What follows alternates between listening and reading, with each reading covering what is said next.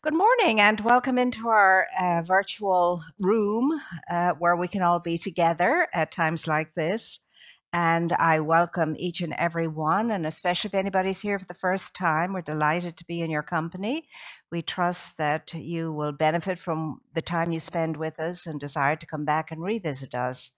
And so here we are in midweek and Wednesday. And what a Wednesday! Something concluding and something beginning. And we're knowing that it's all good. It's all good.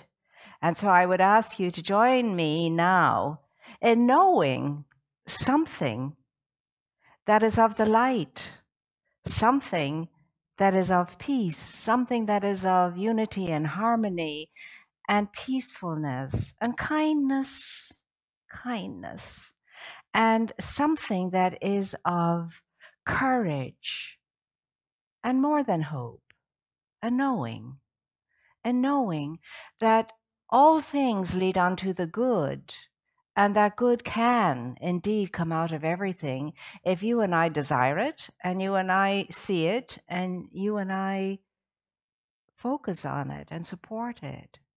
That's what I always know. That's what this teaching encourages us to know, that the best is always yet to be, and that beyond all appearances, there is infinite possibility. And you are part of that infinite possibility, and so am I.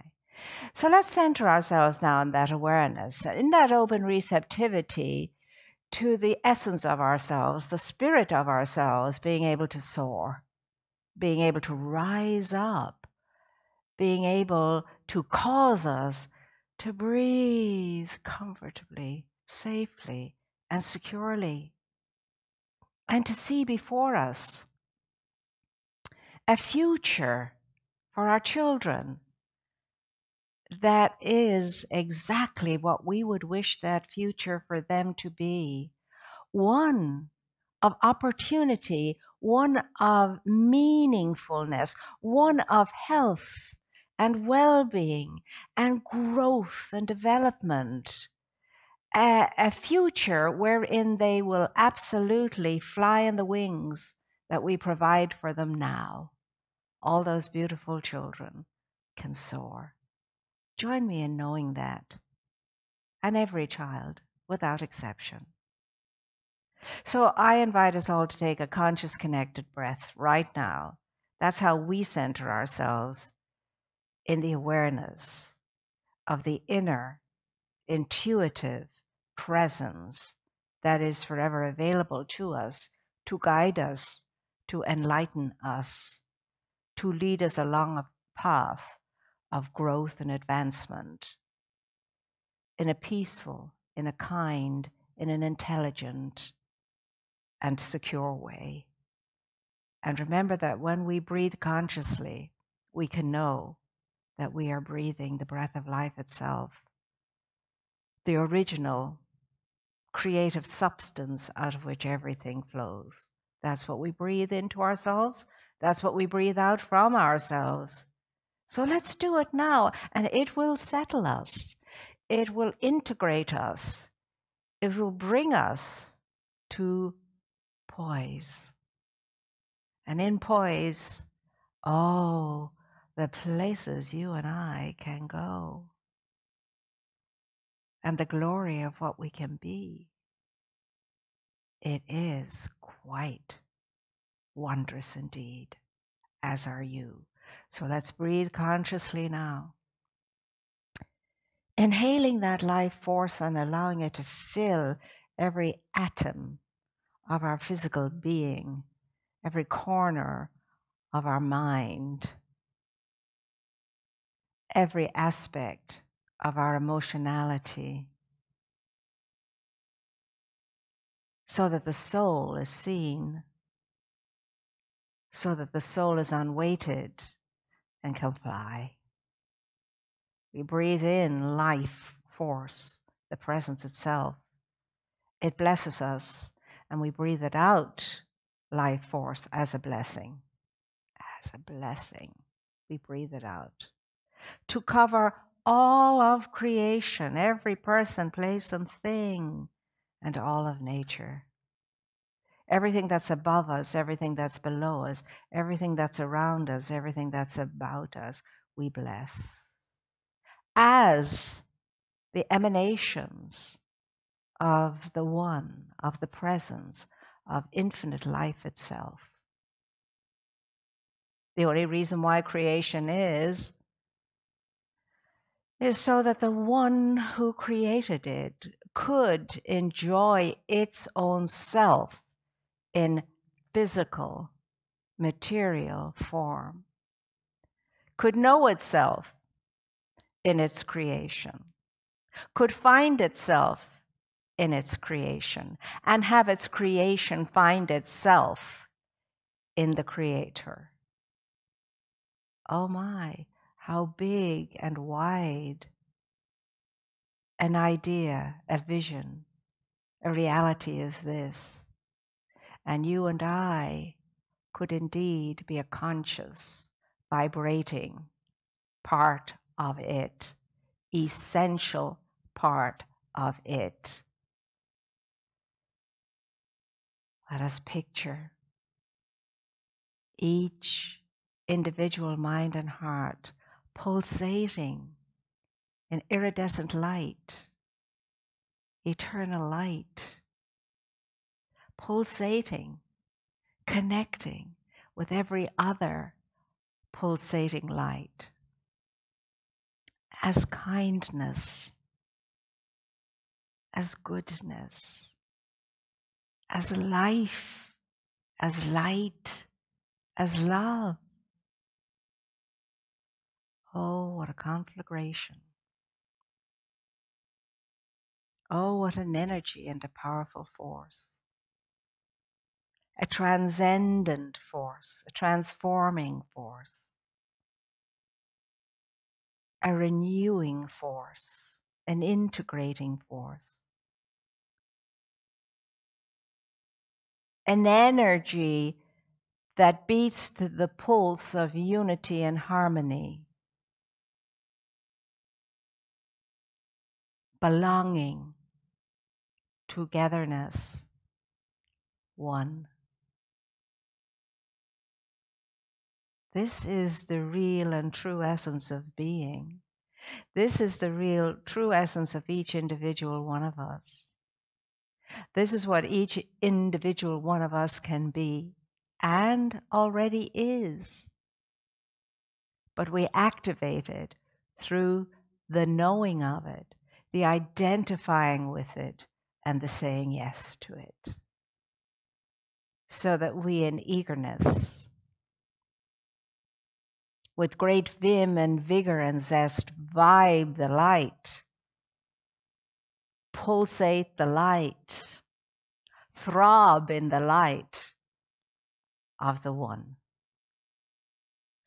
Joy to the world and all creation, and peace be in it, by means of each and every single individualized expression of the One, the image and the likeness of the One.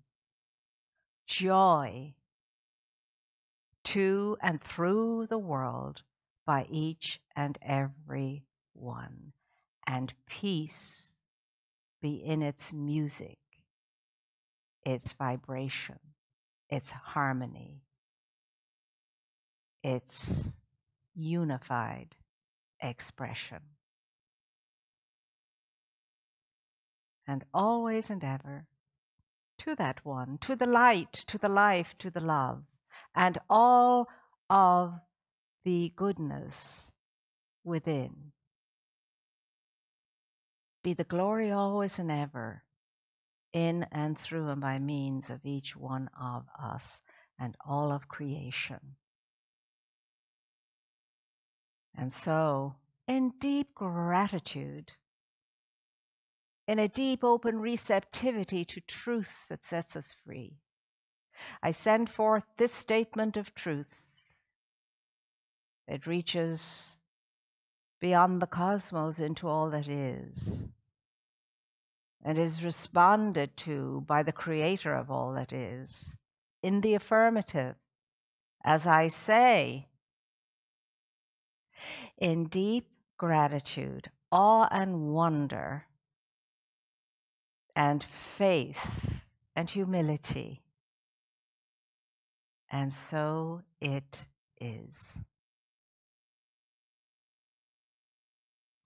And so it is. And so, my dear ones, yes, it is a day with a difference. It's a day when all of us in this country and in this world has been given an opportunity to heal and to mend and to fix and to bind up wounds, so that we can together, as healed individuals, as whole individuals, not because we have to, but because we want to, and see the necessity of it and the promise of it, to come together and to work together, to bind up wounds, to mend, to fix, to heal, to ensure that our legacy is strong and can be passed on to future generations. And that legacy is simply the spiritual legacy of love one another, be good to one another, be kind to one another. Anybody who ever embraces any kind of spiritual ideology knows that that is the seminal tenet of any religion. Love one another, take care of one another, help men fix and heal each other, forgive each other. Father, forgive them, for they know not what they do. I mean, you and I could utter that throughout our day about ourselves, as I often do. Forgive me, for I know not what I do. I lost my senses, or whatever. That's not where I wished to be. That's not what I wished to accomplish, and that's not what I wished to create. And what I'm not wishing is anything that is against something, in judgment of something, fisticuffs at something. That's not what I wish. It's not what you wish either. Not on your essential inside essence, your truth. It's not what you wish. This is all egoic stuff. And until you and I get our ego, as the great one said, get your bloated ego out of the way, until we all do that, enough of us anyway, at least 51% of us, only then can we start rebuilding and recreating a world that works, so that everyone can see themselves as worthy, as equal to, as capable of justice, peace, harmony, freedom. Oh, my dear ones, freedom comes with a price. And the huge price of freedom is great responsibility. Great responsibility for those who know the power and the potency of freedom. They also know that freedom is not lived in a vacuum, and it's not lived personally. Freedom is lived within the collective, within the community. And sometimes that means I have to be a little less free, or I choose to be a little less free so that someone else can be a little more free. So I can step back a step so that somebody can step forward a couple of steps at times. Freedom is something we haven't quite yet understood, because if we did, we'd be living in a world where everybody enjoys freedom of expression. And that is not the case. So today or any other day is not just about our country, it's about our world, it's about creation. Yes, I have to be a little less free so that something or someone else can be a little more free. In other words, I cannot just do what I like, when I like, as I like, how I like. Absolutely not. That would be to be totally self-absorbed, self-oriented in a selfish way. I have to be careful and look around me. Look around me. I can remember once upon a time, a long time ago, a very long time ago, when I was a young novice in a Catholic convent. We had for the most part, except maybe on feast days, our birthdays, we had all of our meals in silence.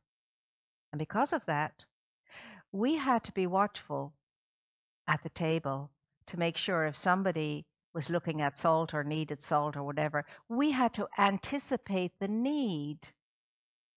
We had to be that observant to be able to sense the need and pass something up or pass something down. We were awake, we were aware, we were alert, we were aware of each other and alert to each other's needs.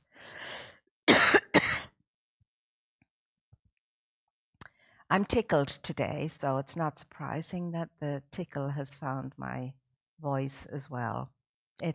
Those who know me know this happens often. And yes, I will be very sure to touch anything before I wash my hands. I'm very careful about protocols, and I know you all are too.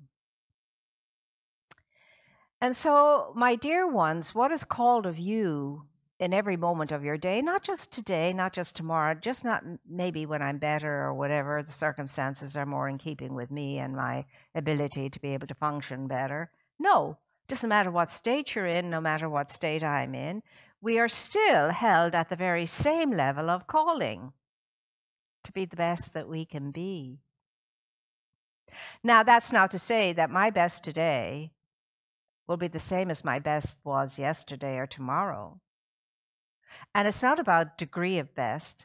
It's about being your best, the best that you can be in the circumstances that you find yourself. That's all.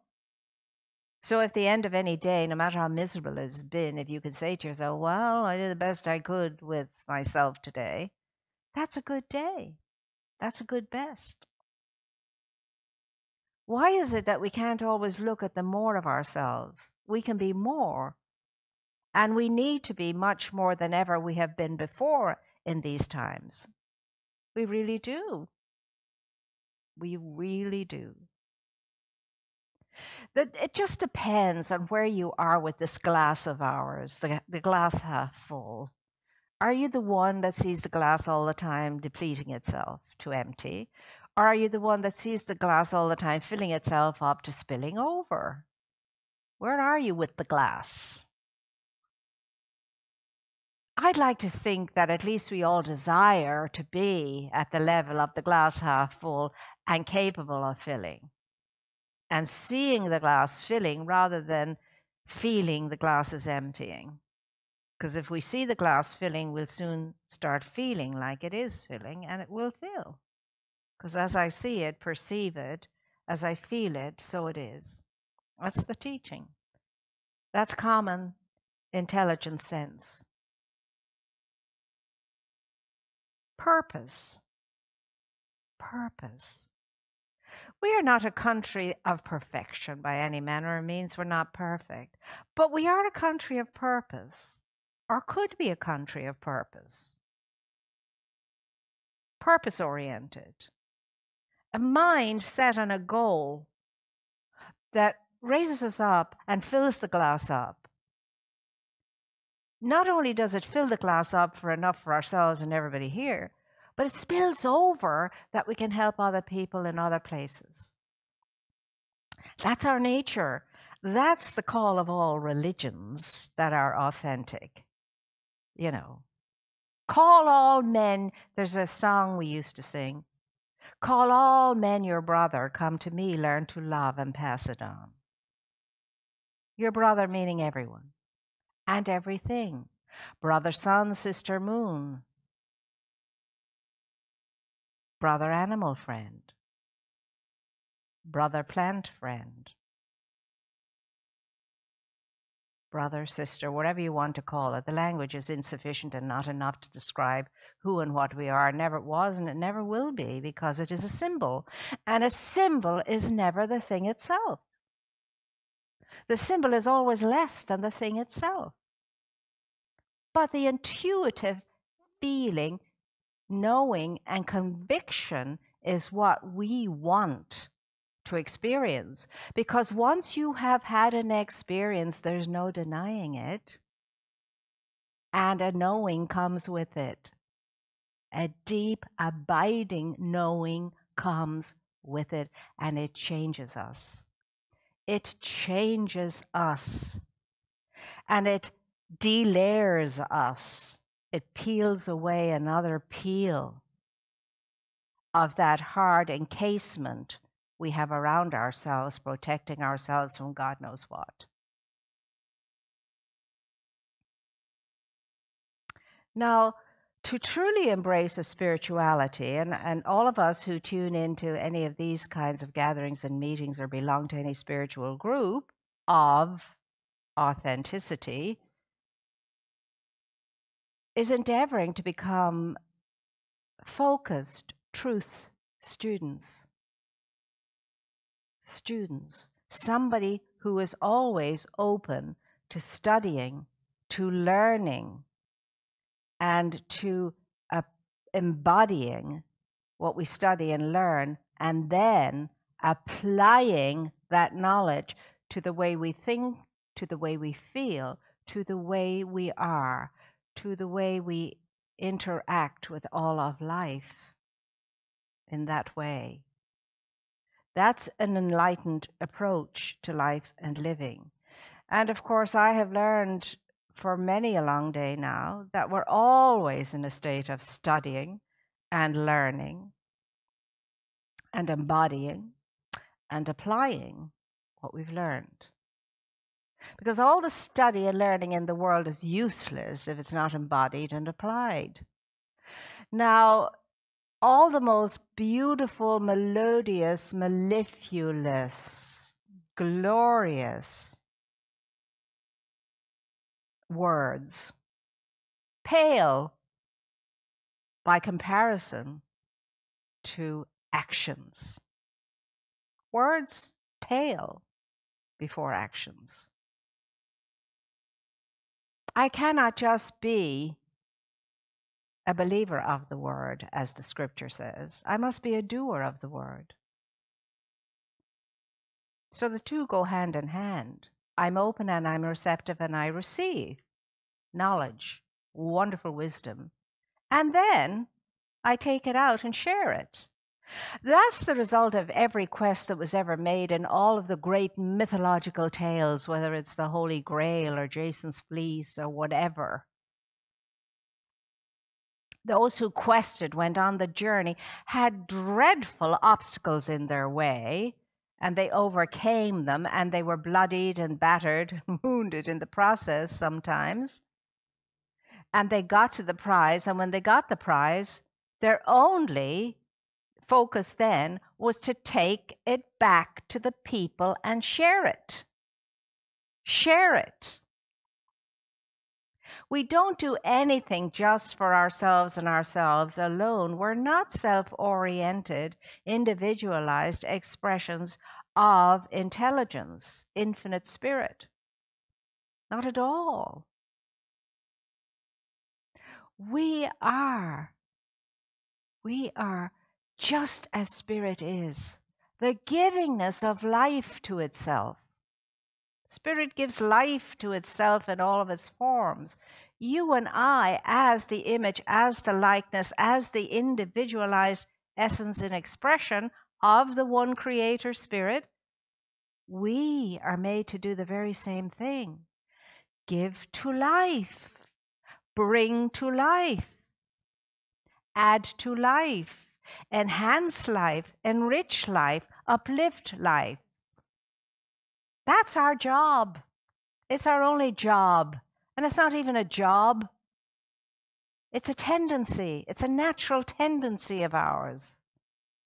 It's something in us that drives us. It's whatever. It's been called lots of things, a calling. It's a calling, and it is a calling. And that calling, let me tell you, until you answer the call, it will never give you a moment's peace. It's always in the ear of your heart. Calling, calling, calling, calling us away from distractions and nonsensical stuff and things, calling us to be on purpose, living our meaningful, fulfilling, purposeful life. And you and I cannot do that on our own. We were never meant to do it on our own. We have been called as individuals to work in communion with others, to give to life, to give to our creation the moreness of ourselves that enriches it, causes it to flourish, causes it to thrive.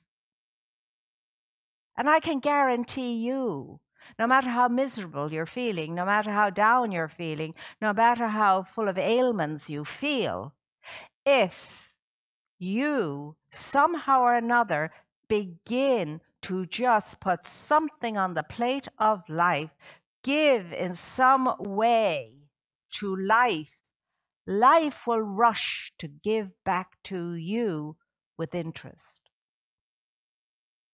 Give, and it shall be given unto you, pressed down and spilling over. Very few of us understand that. We may know the words, but very few of us understand it, and even fewer apply it. That's why the world is in the way it's in just now. Everyone for himself and God for us all. How many times do you hear that? Well, it's not like that. It's everyone in God for all. That's how it really is.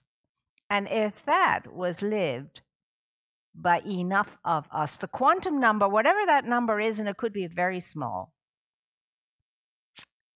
then that would create such a magnetic field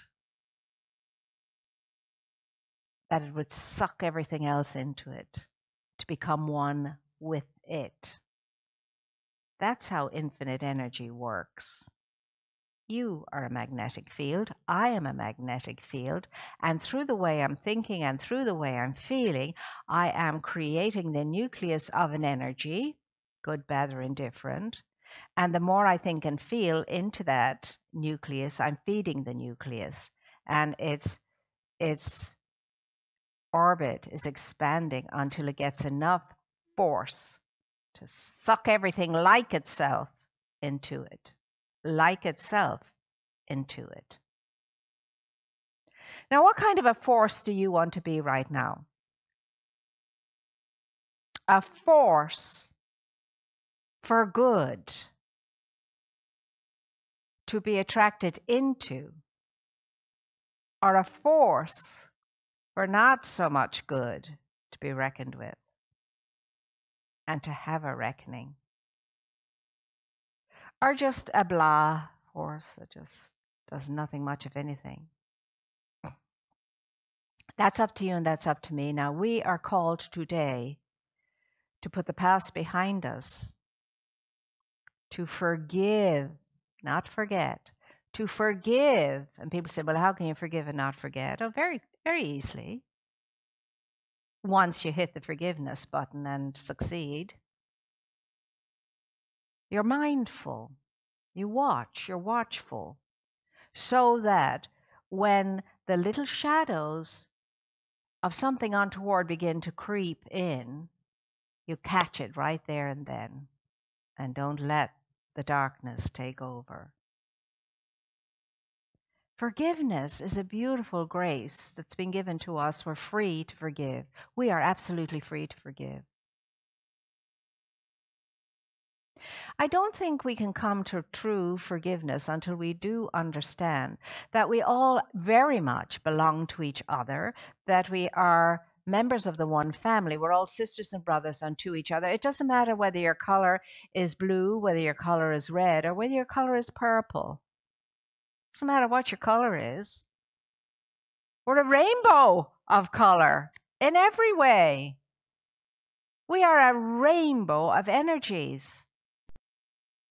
Culturally, as far as color is concerned, as far as religion is concerned, as far as whatever is concerned, we are called now to stand up straight and tall in the awareness that every single one of us is entitled to liberty, to freedom, to justice, to peace, to growth, to thriving, to developing, to advancing. Every single one of us is no less than any other single one of us. And we are all the divine design of the Creator. Now, would you stand before the Creator and say, this is rubbish and this is okay and this is glorious? Of its personalized, individualized decision to show up as that, and that as its own self in that form, and that form. I think not. I think not. That's what we're asked to do in all true religion. Call all people brother, sister, friend, part of my belonging to one family, and to embrace it with all of its diversity, and thank God for diversity. How boring it would be if we were all the same shade, etc. We are exactly as the Creator designed us to be, exactly. And if it's good enough for the Creator, it sure as heaven is good enough for me. I like and embrace variety. I am fascinated by every single person I meet. Every single person I meet fascinates me. If only we could see each other, hear each other, and understand then each other, life would be very different. And as I see it, I see all people as a book in the library of life. And every book is an original, and every book is well worth the read. But as you know, you have to bring yourself to reading. You have to bring your attention to reading. And so, my dear ones, today I call upon us all to be better than ever we've ever been before, to be brighter and higher and wider in our appreciation of life in all of its forms, and to know that that which is within ourselves, the center core of our being, is so much greater than everything else that is an appearance out in the world. And that always and forever, liberty will soar, justice will soar, goodness will soar above anything unlike the opposite, always and ever. Do you want to be part of the soaring, or do you want to be part of the weight that holds everything down? That's the question. And it comes to all of us at times. But wait a minute, stop, pause, look, and listen, as we learned in kindergarten about crossing the road. Stop, look, and listen. Is this where I want to be? Is this whom I want to be? Is this how I want to be? And if it is it making me happy? Does it make me strong? Does it make me feel competent, capable, and able? Does it make me feel worthy? Does it make me feel okay? And if it does, well and good. But if it doesn't, why in heaven's name would I continue to think and feel and be in that state? Throw caution to the wind. Give peace a chance. Give peace a chance. By means of you, not them out there, but you, me. And I know we can do this. And we have chosen in our community as our love cry this year, I am, therefore I can. Because the community I belong to is committed to creating a just, a kind, a compassionate, free world that works for everyone by honoring its presence everywhere, nurturing spirit everywhere, and enriching the life of all whom we serve. That is where we are. That is what we stand in. And that is what we share with each other. And that is what we bring to the world.